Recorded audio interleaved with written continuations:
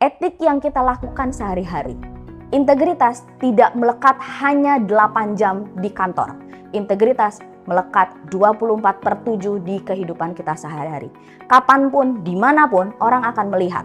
Kita ketahui bersama, orang-orang tidak akan melihat, oh dia adalah anaknya si A, anaknya si B. Tidak. Yang masyarakat lihat adalah ketika tahu sahabat pembelajar adalah ASN Kota Tangerang, apapun jabatannya, apapun kedudukannya, apapun kewenangannya, mereka akan bilang dia adalah ASN Kota Tangerang. Itu yang akan mereka bilang. Mereka tidak akan melihat apa jabatan kita, mereka tidak akan melihat kita di bagian mana, mereka tidak akan tahu kita di unit kerja mana, yang mereka tahu ASN Kota Tangerang. Ketika salah satu dari kita melakukan perilaku tidak etik, perilaku yang menyalahi etik, mereka akan bilang, oh itu yang menyalahi etik adalah ASN Kota Tangerang. Artinya, kita bisa saja mencoreng nama satu instansi. Oleh karena itu, penting untuk bisa menjaga etik. Patuhi bersama setiap kode etik yang ada di ASN Kota Tangerang, gitu ya. Kita patuhi kode etik itu dengan terus menjaga yang namanya integritas. Kita bisa lihat di dalam ethical dilemmas develop di sini ada sifatnya yang ethical, ada yang sifatnya unethical. Dimana kalau kita bicara integritas, bicara sebagai pemberi layanan, kita sebagai pelayan publik, maka kita akan bicara kita bisa memberikan batasan antara apa yang kita miliki jabatannya dengan orang yang akan kita memberikan layanan tadi.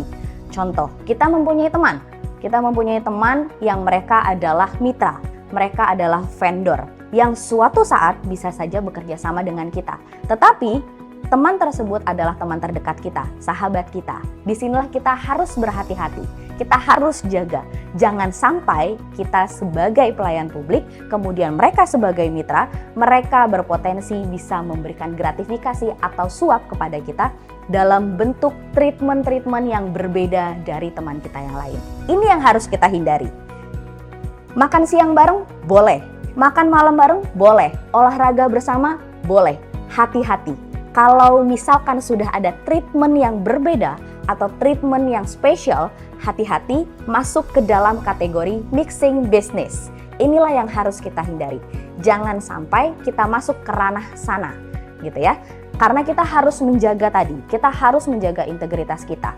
Karena kalau misalkan nanti suatu saat itu akan mempengaruhi kita, maka kepentingan kita, kewenangan kita akan menjadi atau akan terjadi konflik. Konflik kepentingan akan bermain di sini. Bisa jadi akan mempengaruhi kinerja kita, mempengaruhi keputusan kita di dalam pekerjaan kita sehari-hari.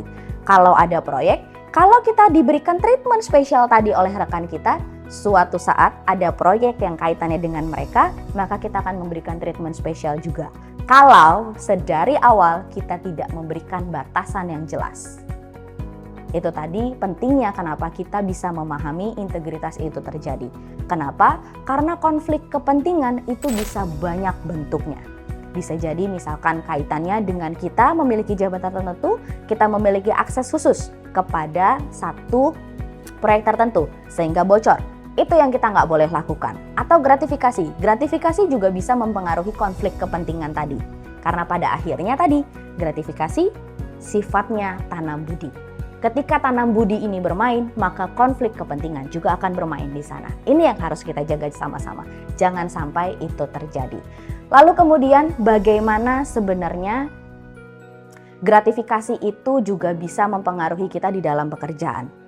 Sahabat pembelajar, gratifikasi ini memang bisa kita kelompokkan di dalam hal-hal yang sifatnya boleh kita terima atau bukan gratifikasi, atau gratifikasi dalam kedinasan yang harus kita tolak atau bisa kita sesuaikan dengan kebijakan di instansi kita. Dan ada juga yang namanya gratifikasi jenis suap. Bicara gratifikasi jenis suap, maka kita harus dengan tegas menolaknya. Karena mereka tahu bahwa kita adalah sekelompok orang tertentu yang bisa membantu mereka, yang punya jabatan tertentu yang nanti bisa memberikan mereka manfaat di kemudian hari. Maka gratifikasi tersebut harus kita tolak. Apapun bentuknya. Lalu bagaimana dengan gratifikasi dalam kedinasan?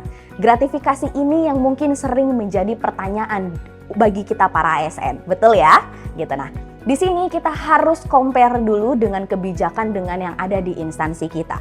Sebagai contoh, misal di instansi teman-teman ASN Kota Tangerang saat ini, kita lihat lagi kebijakannya, apakah kita boleh menerima fasilitas kedinasan yang diberikan oleh pengundang. Kalau memang itu diperbolehkan, lihat lagi syaratnya. Syarat dan ketentuan berlaku ya. Gitu ya. Jadi kita harus compare dulu. Kalau memang boleh menerima dengan syarat dan ketentuan tertentu, maka kita harus patuhi tersebut dengan memenuhi syarat-syarat tadi. Tetapi jika di instansi sahabat pembelajar memang tidak diizinkan untuk bisa menerima fasilitas dari pengundang, maka kita harus tolak setiap pemberian fasilitas dari pengundang, apalagi yang berkaitan dengan kedinasan. Itulah kenapa di sini gratifikasi dalam kedinasan kita bisa compare dulu dengan kebijakan yang ada di instansi kita. Lalu bagaimana dengan yang namanya bukan gratifikasi? Bukan gratifikasi itu boleh diterima. Contoh, di dalam seminar kita mendapatkan merchandise. Di dalam seminar kita mendapatkan makan siang, snack dan segala rupa. Itu boleh diterima. Selama semua orang menerima dalam bentuk yang sama, semua orang menerima dalam format yang sama, semua orang menerima fasilitas yang sama yang hadir dalam ruangan tersebut, maka itu boleh diterima. Gitu ya. Tapi hati-hati ketika misalkan ada treatment-treatment tertentu di dalam pertemuan atau seminar tadi, workshop tadi, maka kita juga harus hati-hati. Bisa jadi itu nantinya akan berpengaruh ke dalam setiap keputusan kita di masa depan nantinya.